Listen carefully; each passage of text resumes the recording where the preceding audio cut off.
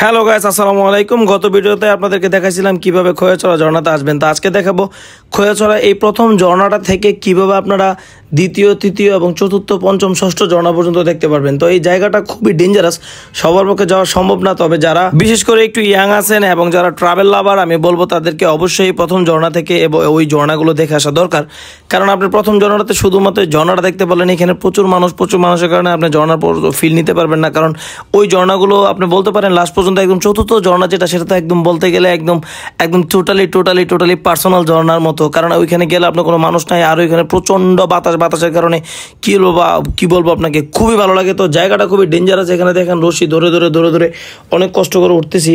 আর বৃষ্টির কারণে এই রাস্তাগুলো তো খুবই কাদা, পাহাড়ের মাটিগুলো তো খুবই কাদা। এখানে পায়ে অ্যাংলেট পরে রাখছি, তারপরও স্লিপ করতেছে। রশিগুলো যদি কোনোভাবে একটু স্লিপ করে তাহলে মোটামুটি কয়েক হাজার ফুট নিচে পড়তে হবে, আর বাঁচার সম্ভাবনা নাই। এখানে জঙ্গল দিয়ে ঢুকে গেলাম। জঙ্গল দিয়ে ঢোকার পর কিছু করার নাই, কারণ আমরা একদম ট্রাভেল লাভাররা এইসব ভয় পায় না।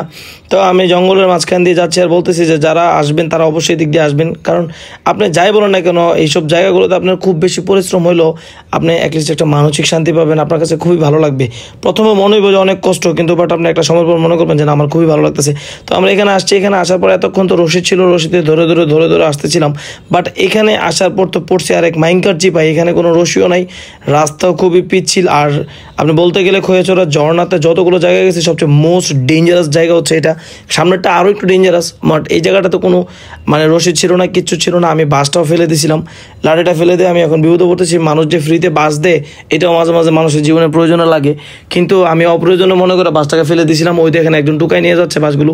তাও কি আর করবো, এখন এখান থেকে পায়ের উপর পাটাকে মাটির মধ্যে ডাবাই দিচ্ছি, দেওয়ার পর একটু গ্রিপ পাইতেছিলাম, তখন এখান থেকে যাচ্ছিলাম। এখান থেকে যাওয়ার পর আস্তে আস্তে দেখাচ্ছিলাম, দেখেন রাস্তার কি একটা অবস্থা, সো ভেরি ডেঞ্জারাস একটা রাস্তা।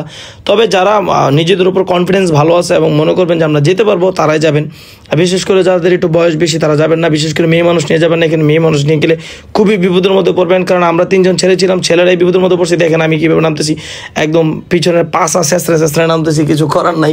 কারণ যদি নিচে কিছু থাকে ধার জাতীয়, একদম জায়গা মতো কেটে যাবে, কিন্তু কিছু করার নাই। জায়গা মতো কাটলো, আমরা তো গেছি ঘুটলো, তারপরও যাব। তো এখানে আসার পর আমার মনে হলো যে খোয়াছড়া ঝর্ণাতে সব থেকে ডেঞ্জার যে জায়গা সেটা হচ্ছে এটা খুব ঝর্ণার একটু আগে, জাস্ট আপনার ষষ্ঠ ঝর্ণাটার একটু আগে। এই জায়গাটা নামার সময় খুবই নিরাপত্তার সাথে নামতে হয়। আর যদি বৃষ্টির দিনে যান, আর বৃষ্টির দিনে ঝর্ণা বেশি সুন্দর, কারণ বৃষ্টির দিনে পানির ফ্লো অনেক বেশি থাকে। তো যে কারণে আপনারা বৃষ্টির দিনেই বিশেষ করে যাবেন। বৃষ্টির দিনে গেলে অবশ্যই অ্যাংলেট নিয়ে আসবেন এবং লাঠি নিয়ে আসবেন, প্রয়োজন অন্য আপনারা যেটা দিয়ে কমফোর্টেবল সেটা। এখন আমি আস্তে আস্তে অনেক কষ্ট শেষে চলে আসলাম সেই ঝর্ণার খুব কাছে। এখন আমি ঝর্ণাতে চলে আসলাম। ওয়াও, কি সুন্দর আপনারা দেখতে পাচ্ছেন এখান থেকে, ঝর্ণাটা টোটালি জাস্ট অসাম। এইটা ছোট একটা ঝর্ণা, এটার পরে আমরা আস্তে আস্তে আরও পিছনের দিকে যাব। কারণ এটা থেকে আমরা নিচের দিকে যত নামবো, এটা হচ্ছে ষষ্ঠ।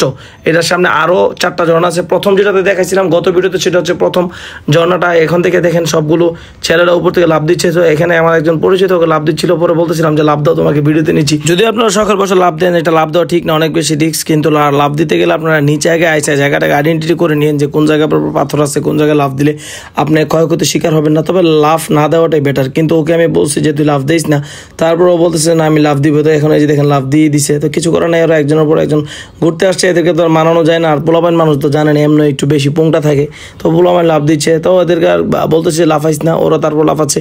কিন্তু ভাই যেহেতু ঘুরতে আসছে, অ্যাডভেঞ্চারের জন্য আসছে, তারা তো লাভ দিবেই। কিন্তু আমি লাভ দিব না, কারণ আমার এত সাহস নেই, আমার ভয় লাগতেছে। আর এই সব জায়গাতে আমার আব্বু দেখলে শেষ। তো আস্তে আস্তে চলে আসলাম সেই মোস্ট বিউটিফুল ঝর্ণাতে, যেটা হচ্ছে আপনি বলতে গেলে পার্সোনাল ঝর্ণা বলতে পারেন। যারা খোয়াছড়িতে যান আর এই ঝর্ণাতে যান না, তাদের যাওয়াটা পুরাই বৃথা। এইখানে যেই পরিমাণ বাতাস, মনে হচ্ছে তুফানের মতো বাতাস। আর ঝর্ণাটা দেখেন কত বড়, কি সুন্দর পানি, জাস্ট ওয়াও। আপনাদেরকে কীভাবে বোঝাবো, এই জায়গায় গেলে এখানে আপনার অন্যান্য ঝর্ণাগুলোতে যেমন মানুষ অ্যাভেলেবেল থাকে, বাট এখানে তেমন অ্যাভেলেবেল না। তবে ষষ্ঠ ঝর্ণা থেকে এটাতে, এই 4র্থ নম্বর ঝর্ণাতে আসতে খুব বেশি কষ্ট হবে না। এরপর নিচে আমরা আরও 2টা ঝর্ণা আছে, আমরা এখানে যাবো না। তো এই ঝর্ণাটা খুবই সুন্দর। তো এখানে দেখেন, আপনাদেরকে কি বলবো, আপনারা নিজ সচক্ষে দেখেন।